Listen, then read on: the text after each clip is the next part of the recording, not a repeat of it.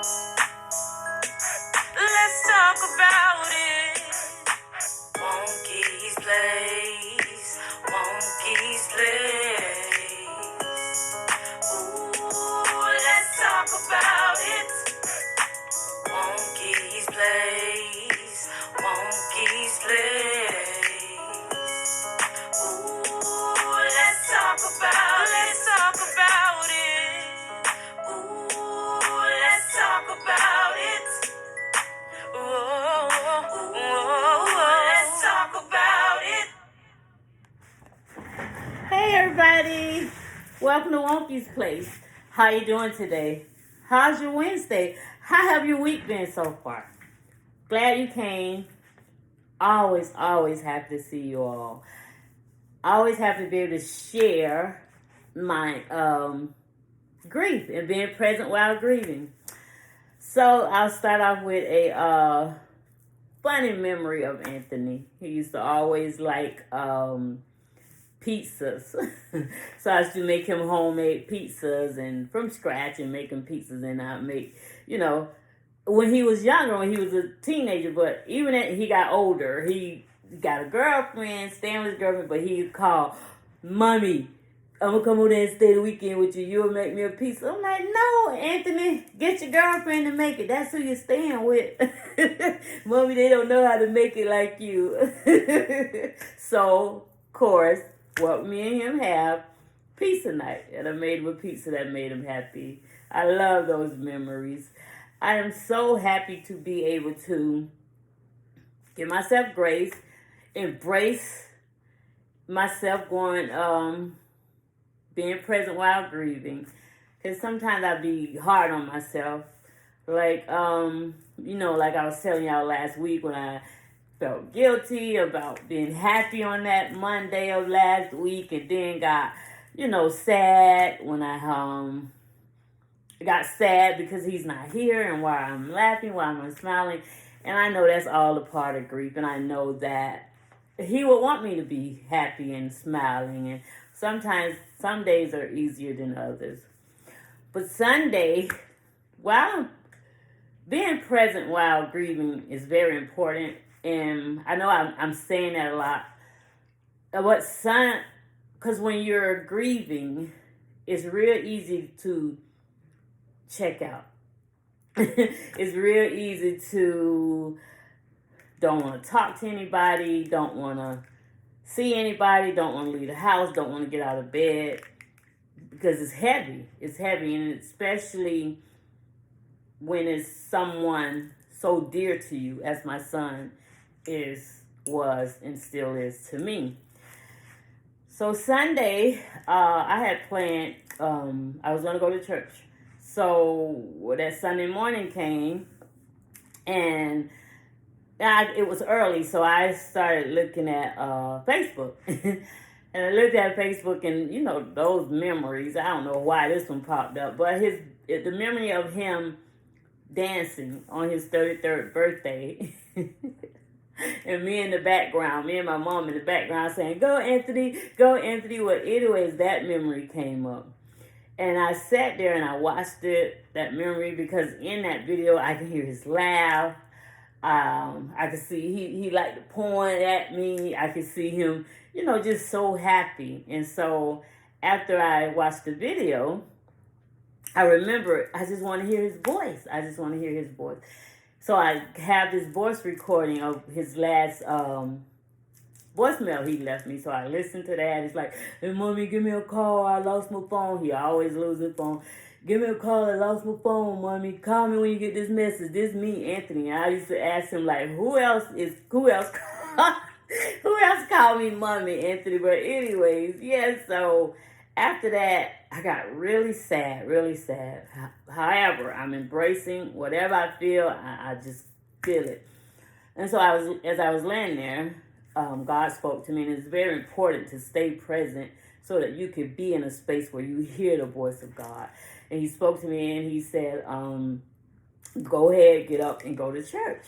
So that's what I did. I went to church, and the sermon was, my hope is in God. And that just blessed my soul, blessed my spirit so much, because my hope is in God. And my hope is that one day this is going to get easier. One day I'll be able to cope with not having my son here. One day it'll be easier to live without him. To go forward is without him. And so I was sitting in church and heard the sermon was the Holy Spirit spoke to me again, and he said, I want you to go to the teen church, because as most of you know, I used to be a youth leader at the teen church at World Changers. And so I said, but I'm in church, but I'm learning to obey the voice of God. So I did. I went to teen church.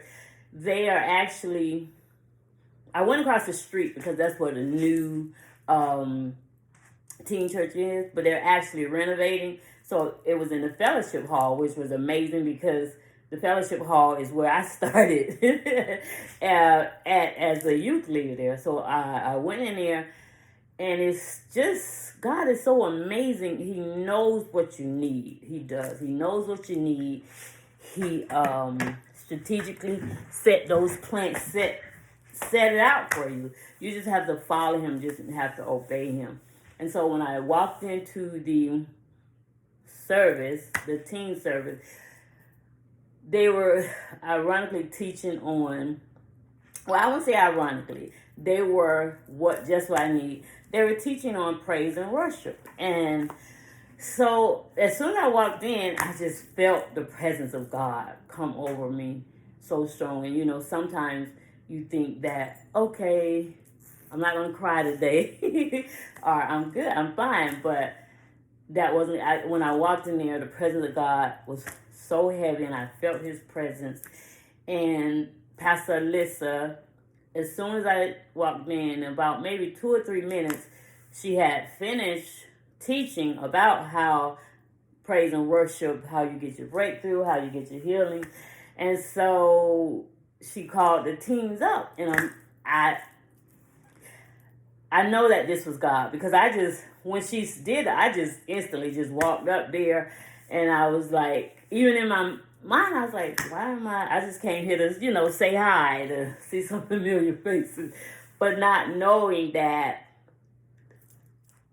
that's not why God was sending me there. He was sending me there so that I can get prayed for, I can get poured into by the same teens that I poured into, that I taught, And so we began praise and worship, and it was wonderful. It was an amazing praise and worship, and I just broke. My heart just was so heavy, and I just wanted to feel comfort. I just wanted God to just comfort me. So I ended up, I was in front of the altar. I was laid out in front of the altar. I was literally down, like curled up like a fetus, and I felt God just rocking me in his arms and telling me it's gonna be okay, and telling me I can do this. You can get through this.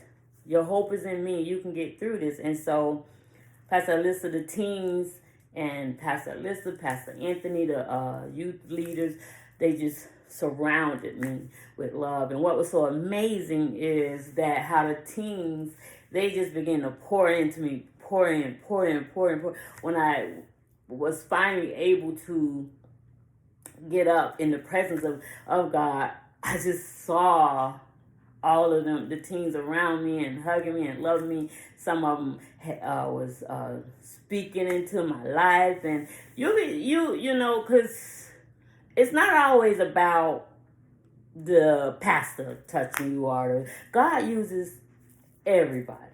He uses the youth. He uses the teens. He used the broken. He used to transfer or tell you, give you what you need. And those teenagers was really pouring into my life and really speaking into my life. And after they were speaking in their heavenly languages, and then after it just transferred. I started praying with them and praying for them and speaking into their lives, and it wasn't so heavy. I told them after, I told them that since my son been murdered on June 13th. That day was the freest I had ever felt since then. The heaviness of gone, the heaviness of not having him, the heaviness of living without him. I felt so free. And I just want to say that I'm grateful. I'm grateful for God. I do miss my son more more than my heart can hold. I do. But Sunday gave me even greater hope. Sunday let me know that I got this with God. I can do this.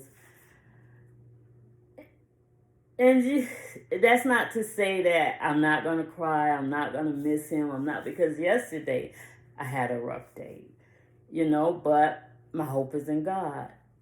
I'm grieving. I'm in mourning, and there's nothing wrong with that. And it's nothing wrong with that. It's nothing wrong with that. It's nothing wrong with me mourning and missing my son and grieving him and wanting to see him. There's nothing wrong with that. That's natural. That's a part of grief. That's a part of mental health. That's a part of my next step, my next level. That's a part of me moving forward. So, thank you all for coming to Wonky's Place. I enjoy sharing my stories, sharing my testimony, sharing my memories of Anthony with you all, sharing and being present while grieving. So, bye everybody, and as always, my love, my joy, my reason, my son. Mommy miss you, and I love you. Have a good evening.